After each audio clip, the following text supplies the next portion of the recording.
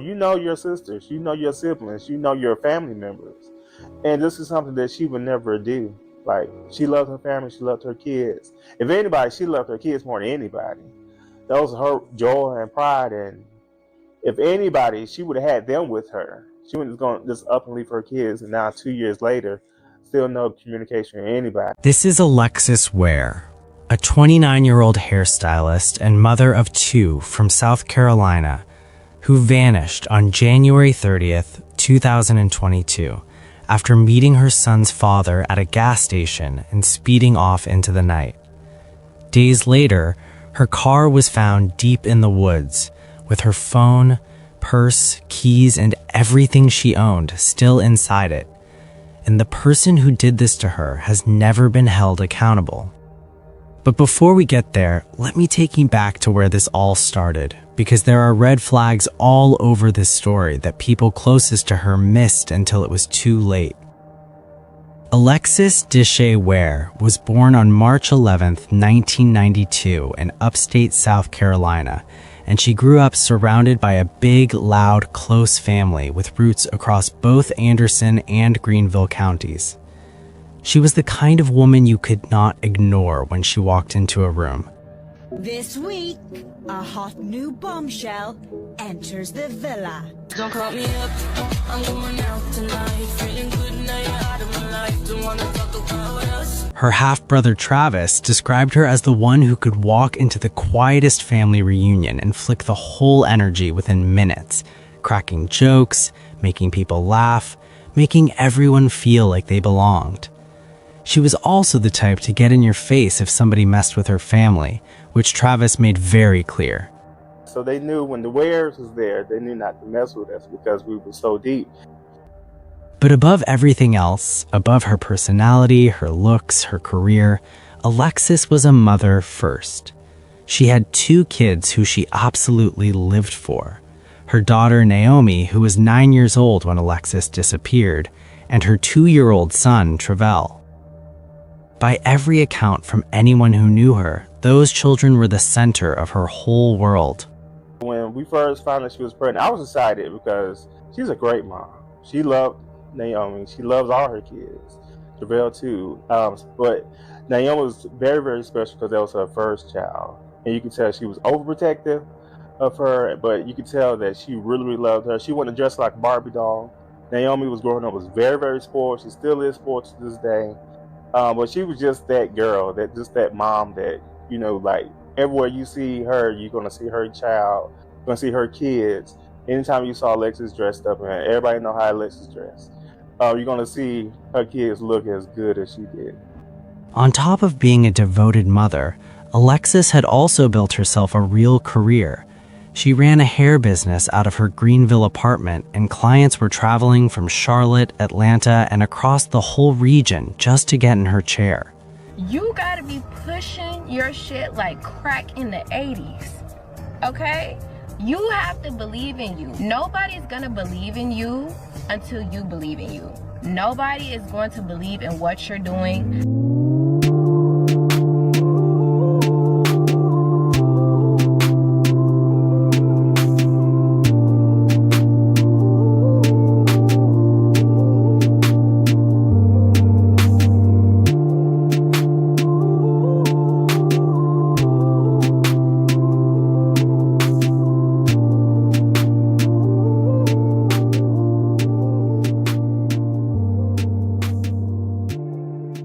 She had also expanded into makeup, modeling, and fashion content, and her Instagram page under the name @lex_goddess had close to 30,000 followers.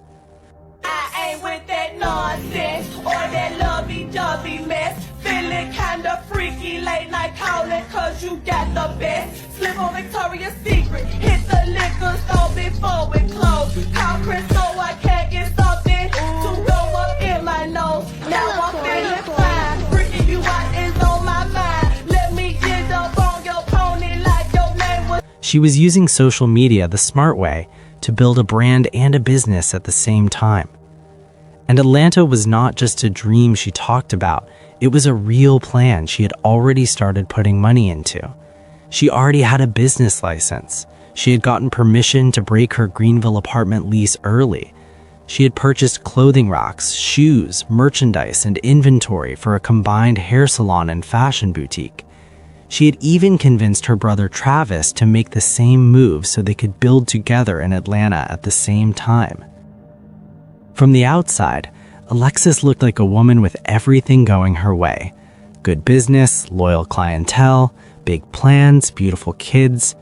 But something had been slowly unraveling behind that picture, and the people closest to her would only understand how bad it really was after she was already gone.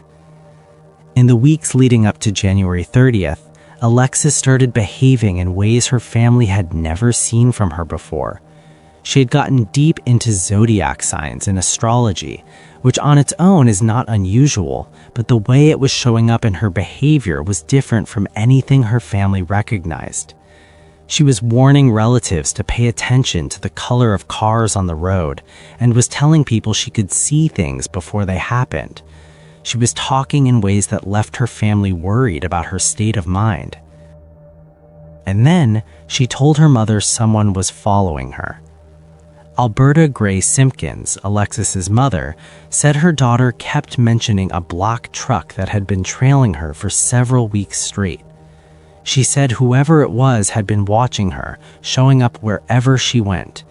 And when Alberta kept pushing her to explain who it was, Alexis gave her an answer that sent chills through the whole family. She called the person the devil. She would not give a real name or explain further, but the fear on her face made it clear she was not playing around. She told me, "Ma, I feel like I'm being followed." She said that someone in the black truck was following her. She felt like she wouldn't see her 30th birthday. You know, I'm asking her why did she feel that way. She never would explain. Her 30th birthday was only 5 to 6 weeks away at that point, and that was the part that really scared her family, because Alexis was the type of woman who started planning her birthday months ahead of time. Outfits coordinated, venues picked, everything mapped out. That year, she had made no plans and showed no excitement, just pure, quiet fear. Now here's where the story gets its first really wild twist. Around January 24th to 27th, just a few days before she would disappear, a neighbor named Anthony Privet had seen Alexis outside the apartment complex digging in the ground with a small spade. He didn't fully understand what she was doing with it, but shortly after, she knocked on his door still holding the tool, and she explained herself while his Ring doorbell camera recorded the whole conversation. In the footage, Alexis is relaxed, talking openly, completely unbothered about being on camera, and then she says this: "I ain't gonna lie, I do like root work and stuff like that, both good and bad." Root work, also called hoodoo or conjure, is a traditional African-American spiritual practice that Black communities in the South have practiced for hundreds of years. It uses roots, herbs, oils, and prayer to bring about change in your life, whether that's protection, healing, or justice against someone who wronged you. It's not devil worship, and Alexis admitting she practiced both good and bad simply means she was doing protection work and possibly some reversal work at the same time, which makes a lot more sense when you understand what she was dealing with at home. Because in that same doorbell footage, she also talks about being in an abusive situation, needing to get away, and planning to leave soon.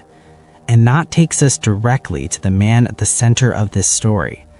His name is TJ Patterson, and he's the father of Alexis's son, Travell.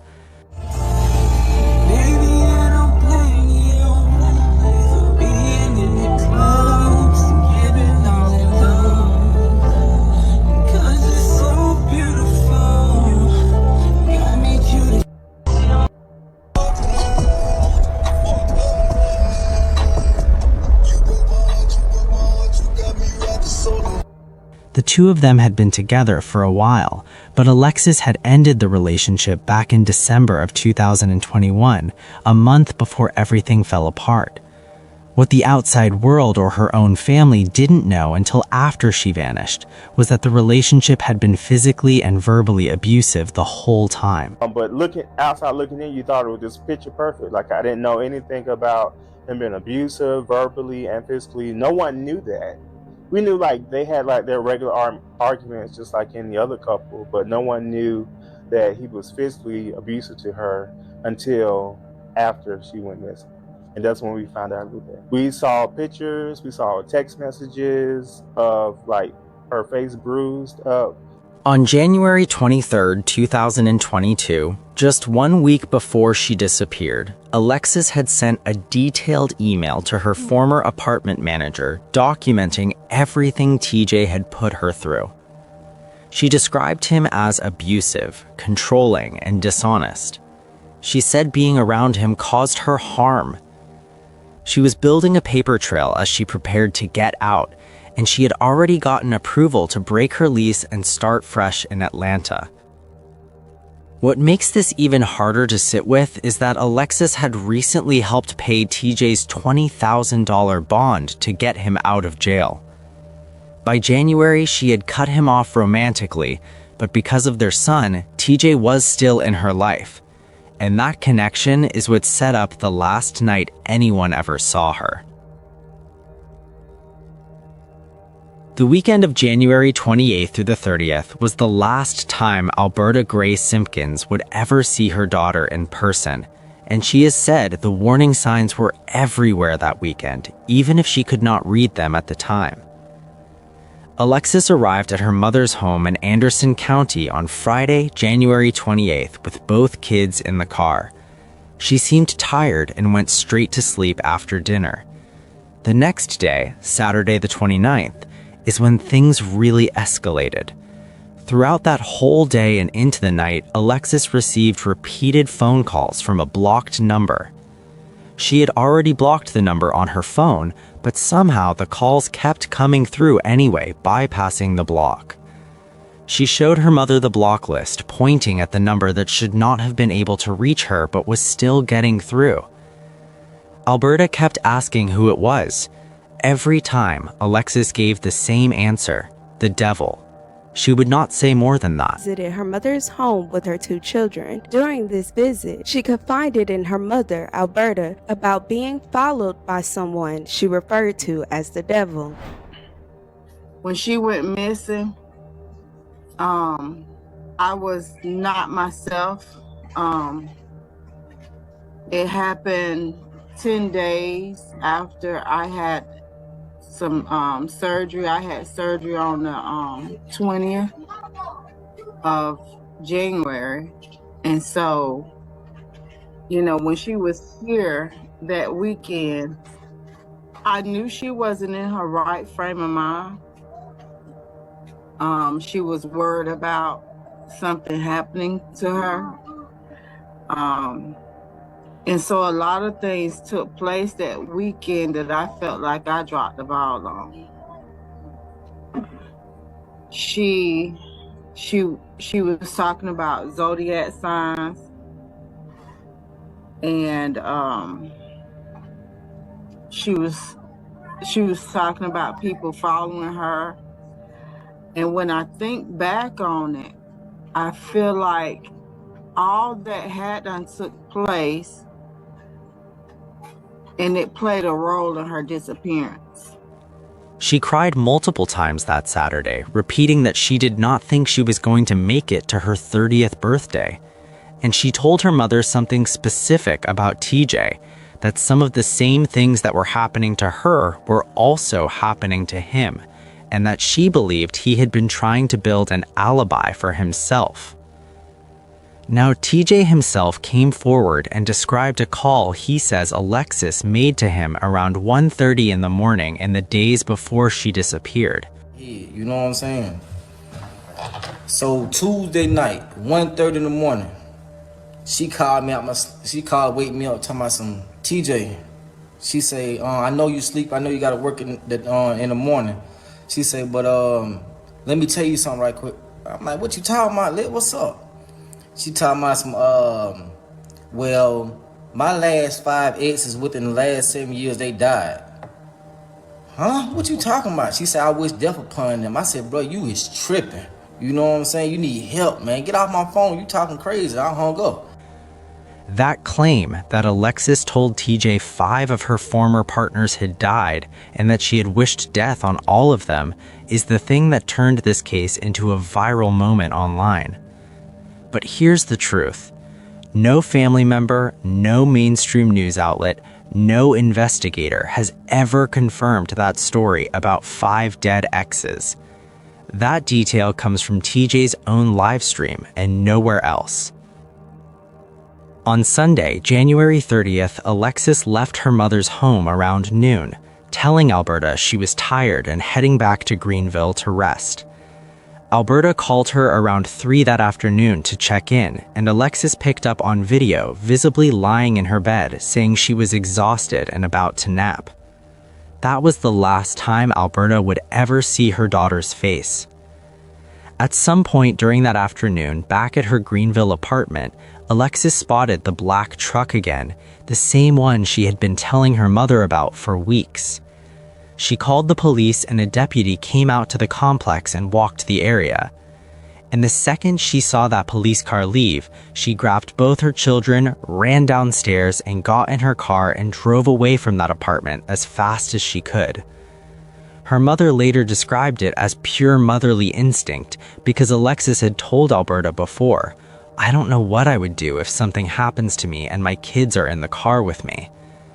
She was nearly out of gas, running on just a few miles left, and she had no cash on her. So she called TJ, told him she needed to hand off the kids, and they agreed to meet at the 7-Eleven gas station on Highway 29 North in Anderson County, roughly 40 miles from her apartment. She did not call her mother or anyone to tell her about this meeting. At around 7 to 7:30 that evening, the surveillance cameras at the 7-Eleven captured the whole interaction. Alexis pulled in wearing a black jacket, gray joggers, and a black hair bonnet. TJ was already there waiting. He pumped about $30 to $35 of gas into her car while she got both kids out and settled into his vehicle. There was no argument, no struggle, nothing that looked wrong on camera. They hugged and TJ asked where she was going. She told him she would follow him to his mother's house. At the very first red light after pulling out of that parking lot, Alexis put her foot all the way down on the accelerator, swung her car around TJ's, cut a sharp turn, and was gone. TJ called her phone over and over with no answer. He then called Alberta and asked if she had heard from Alexis. Alberta had no idea her daughter had even left the apartment. The last she knew, Alexis was in her bed taking a nap. TJ told Alberta that Alexis had said she was following him to his mother's house and then changed the story and said maybe she was actually heading back to Alberta's. Alberta shut that down immediately, pointing out that the kids had school the next morning and there was no logical reason for Alexis to drive back that late. He went from wanting to talk to me every day on video chat, crying in the phone, talking about this can't be happening to his baby mama. I miss her. I want her back. My son need her, to literally hating me and her and bashing me and her on the internet. So I tell people he changed his colors too soon. TJ was immediately treated as a person of interest in the investigation, which is standard procedure when someone is the last known contact with a missing person. But by January of 2023, roughly 1 year after Alexis disappeared, the Anderson County Sheriff's Office officially cleared him. His alibi was verified, and on top of that, TJ had been wearing a GPS ankle monitor for an unrelated prior case, meaning every single movement he made that night was already tracked and recorded. He couldn't have gone anywhere without it showing up. The gas station footage also confirmed nothing sinister happened at the handoff. A large tractor trailer partially blocked the camera's view during part of the interaction, but what investigators could see was completely routine: a gas pump, kids being transferred, a hug, and two people going different ways. So the question that has haunted this family for over 4 years is the same one that haunted that night. Where did Alexis go after she sped off from that light, and who was waiting for her? Her phone last pinged at around 8:15 that evening, roughly 30 miles south of the gas station near the Abbeville area. Later that same night, highway cameras picked up her red Honda appearing at an apartment complex in Anderson, then heading across the state line into Augusta, Georgia. She had a scheduled appointment at the Georgia lottery offices in Augusta on Monday morning that she never made. The cameras then caught the car heading back into South Carolina, this time moving towards McCormick County, a rural area near the Georgia border that Alexis had absolutely no ties to whatsoever. And then the car got still. On February 2nd, 2022, a property owner in McCormick County noticed a bright red car that had been sitting on Silcox Road for a couple of days. Silcox Road is a narrow, unpaved logging trail that cuts deep into dense forest and dead ends at a muddy creek. No houses, streetlights, or traffic. Nothing out there but trees and dark. The owner had assumed at first that the car belonged to one of the logging workers. Then he saw the news about a missing woman driving a red Honda Accord and called the police. McCormick County deputies confirmed the license plate and secured the scene. It was Alexis's car, sitting 60 to 70 miles from the gas station where she was last seen, in a part of South Carolina that no one in her life had any connection to whatsoever. Inside the car, her phone, her purse, her ID, her car keys, a bag of clothes in the trunk, and the lottery tickets for the Augusta appointment she had missed. Everything a person needs to survive was sitting right there. Nothing taken, nothing missing. And right outside the car, on the ground next to the driver's side door, was the black hair bonnet that Alexis had been wearing on her head at the 7-Eleven gas station the night she vanished. That bonnet is what broke Alberta. No woman will walk away from the safety of her vehicle that has no mechanical issues in an area that she knows nothing about. Leaving her keys, 2 cell phones, her purse, all that on the seat, and gas in the car. So why would she get out and walk away? Something has happened. Alberta made the point plainly in interviews. If that bonnet came off Alexis's head, her first instinct would have been to reach down and pick it up. You do not just walk away from something sitting at your feet. The car was treated as a crime scene from the moment investigators arrived.